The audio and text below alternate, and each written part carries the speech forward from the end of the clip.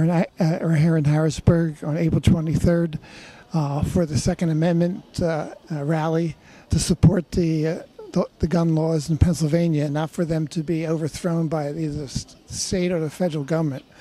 And if there's an attempt to overthrow these laws, it would be a criminal act and be acted upon. The people that are behind me in line are going to see their state representatives if they can find them. It was a great rally, as you'll see, and let's hope that the Second Amendment stays intact. If it doesn't, all our amendments are gone. State Representative Darrell Metcalf, thank you for coming out today to stand with us in support of the Second Amendment.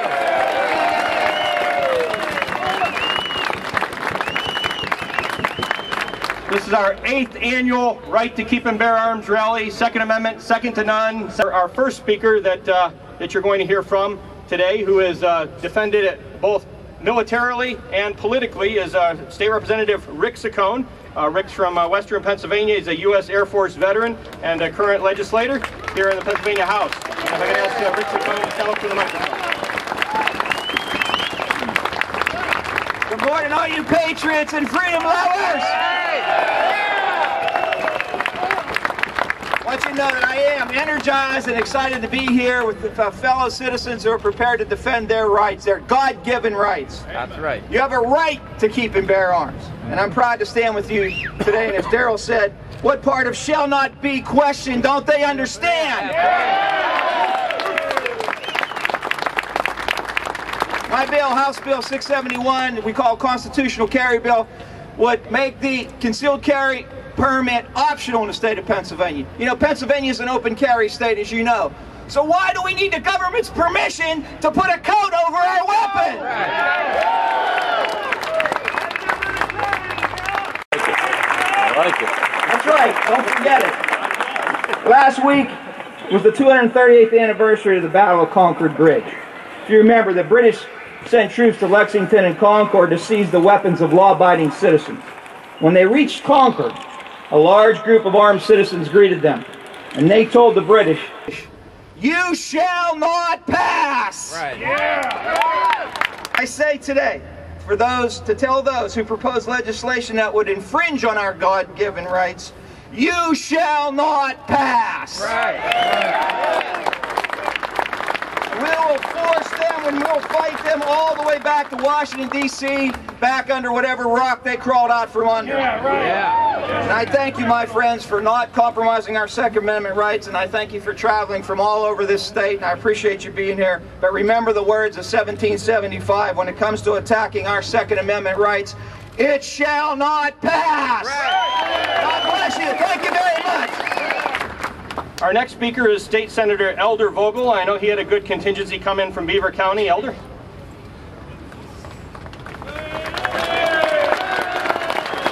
When I was sworn in as a state senator, I swore a solemn oath to obey and defend the Constitution of the United States and the Constitution of this Commonwealth. Our founding fathers had the wisdom and foresight to realize that citizens have basic rights and freedoms that must be protected. Topping that list of amendments was the Second Amendment, protecting our right to keep and bear arms. It is so important, and it was placed into our Constitution. Preventing violence requires the cooperation of local, state, and federal officials and gun owners across Pennsylvania. It does not mean treating citizens like criminals, and it certainly does not mean taking away the God-given rights that we have as Americans. Thank you all for coming today. Appreciate it. Our next speaker is State Representative Matt Gobler, and Matt is also actually he's currently serving in the U.S. Army, U.S. Army National Guard, and he's a captain in that capacity. So we invite Representative Matt Gobler to the microphone. All right, Matt. Thank you very much, Darrell, and thank you to everyone for being here today. It is awesome to see such a show of support here, and you are going to send a clear message in the building today. Thank you for coming out to the Second Amendment. So I'm proud to be working with Representative Metcalf. I like the 357 signs out there, to be able to work together to make sure that the federal government is put back in their place. Right. Thankfully, it's fine to make sure that we keep the guns out of the wrong hands, but don't we deserve a system that works? Yeah. I've introduced a bill, House Bill 1166, that would at least allow a little bit more user friendliness, a little bit more, because you know, when the system goes down for technical reasons or maintenance or whatnot, don't we have a right to continue on with commerce and legal transfers in this state? What my bill proposes to do would be to, very simple, when PICS goes down, show your concealed carry permit, proceed with the transaction. It's that simple, right? Section 21. Our next speaker now is a former, I guess they're never really former, once a Marine, always a Marine, State Representative Harry Reedshaw, Marine veteran. All right. Good morning, everyone. Semper Fi to all you Marines out there. It's a pleasure to be able to speak with you today in the Second Amendment effort. And I want to give you, Daryl said 3 minutes, so I'll try to keep it within 3 minutes.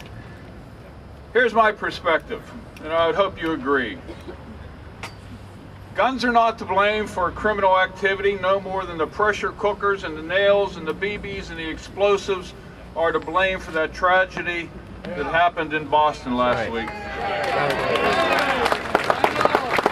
Violence, evil people, terrorists, and a society in cultural decline is obviously to blame, and that's my perspective.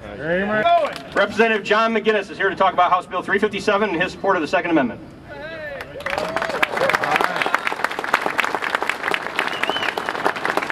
Thanks, Representative Metcalf, and thanks to all you patriots. What a wonderful day to see a group of citizens here at the Capitol with a simple message.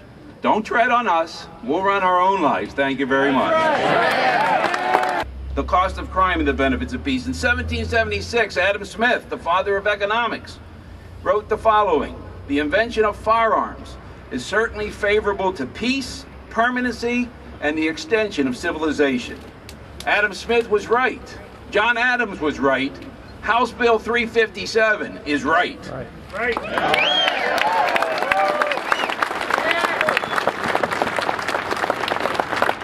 Now we get into our trio of retired military officers that will be speaking to you today, and it's my great pleasure and honor to introduce Lieutenant General retired Don Snyder, Air Force. He served in the Air Force, having over 4,500 flying hours. He flew many different types of planes as a fighter pilot. He has many military awards and decorations that include the Bronze Star and Purple Heart, Distinguished Service Medal. And Don came with us, came here from Butler County to talk to us today. And Don, if you could come up to the microphone, we look forward to hearing what you have to say, sir. Thank you for your service.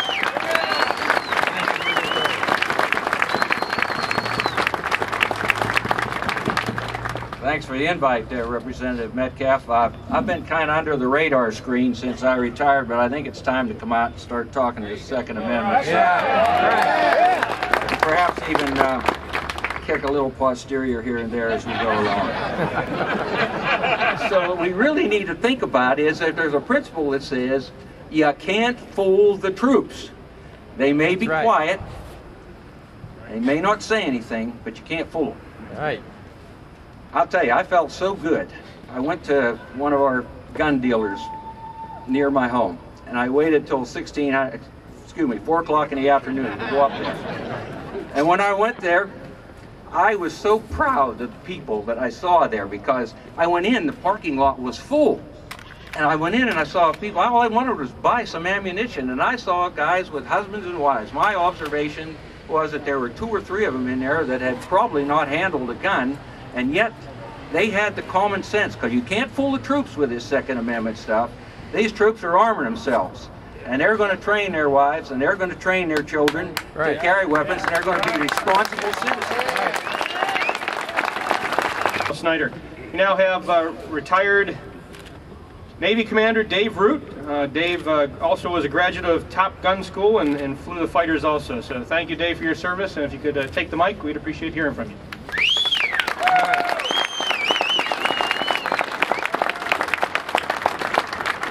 Thank you. It's an honor to be here, and a special thanks, as the General said, to all of our my fellow veterans. And today I'm going to talk about the oath of office, which should have special meaning for all of us that have ever raised our hands to support and defend the Constitution, whether you're a veteran or an elected official. Now, I first raised my hand 39 years ago when I joined the Navy, and I've actually given the oath, and I've taken it many times, where you don't have to take it as an officer. We usually did it every time you went up in rank. The most recent time I took the oath, sound of freedom, folks. Now, the oath is interesting. The Founding Fathers put a lot of credence into the oath. It's a very important thing if you look back at the history. Matter of fact, the oath of office was the very first law ever passed by our brand new country under a brand new constitution in June of 1789 in the very first session of Congress. And back then it was simply to have allegiance to the Constitution. Now it's changed in words a few times over the years after the Civil War, for instance, and so on, but it still is the same thing. Your allegiance is to the Constitution, not to any person.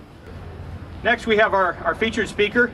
His name is Sean Parnell. Sean is a retired U.S. Army Ranger captain, and he is a combat veteran. He's also author of the New York Times bestseller Outlaw Platoon, and we look forward to hearing what Sean has to share with us in defense of the Second Amendment. Sean? Thank you all so much. It is such a great honor to be here with just so many freedom-loving patriots in the great state of Pennsylvania. So thank you all for showing up. All right. So hey, I want everybody, to the best of their ability, to picture an army marching in a long and ragged line. Uniforms in tatters, and all sense of martial glory long since discarded for anything that could offer protection from just the bitterly cold weather. Men marching through the howling winter wind, snow and sleet cutting through their threadbare clothes. Some didn't even have shoes, let alone combat boots. Yet these men soldiered forward into the dark night with bloody rags wrapped around their feet. And behind them, well, they left the snow speckled red with their own blood. The hour was a desperate one. Less than 2,000 dedicated men remained, armed only with muskets they brought from home.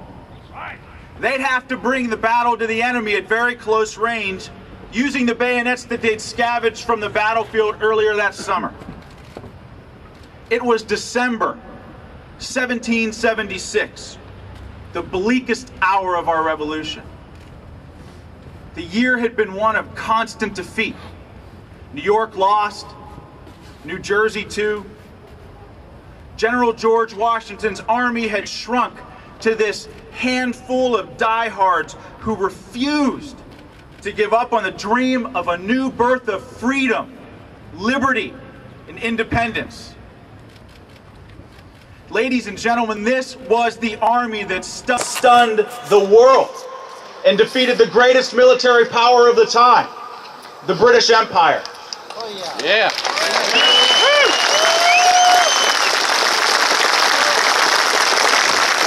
Bootless feet, minimal rations, and weather so bad that their muskets were rendered useless. The 2,400 men still left to General George Washington crossed the Delaware River that night and surprised the enemy in their bunks. And with a gallant charge into the streets of Trenton, they captured hundreds and secured one of the most unlikely military victories in the world's history. But more importantly, they galvanized a failing cause and ensured the creation of the United States of America, the greatest nation on the face of the planet.